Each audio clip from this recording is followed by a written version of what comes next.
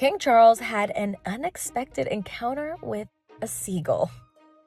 While the monarch was visiting a seaside town in Northern Ireland on May 20th, a seagull pooped on him, with the dropping landing on the back of his jacket.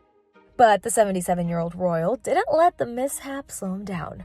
According to multiple reports, he turned down the opportunity to change his jacket, instead carrying on with the visit, laughing it off and telling residents, quote, "At least it didn't land on my head."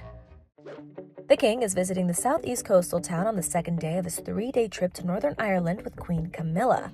During his second day in the country, he visited the Newcastle Community Cinema and packed meals at a local food bank before greeting royal fans who were waiting for him outside.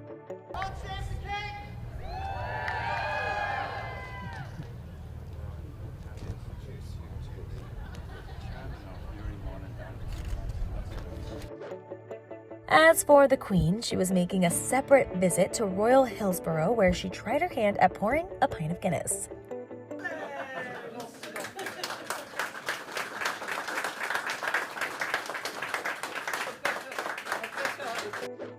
The two later met up for a garden party at Hillsborough Castle, where the monarch did change his suit.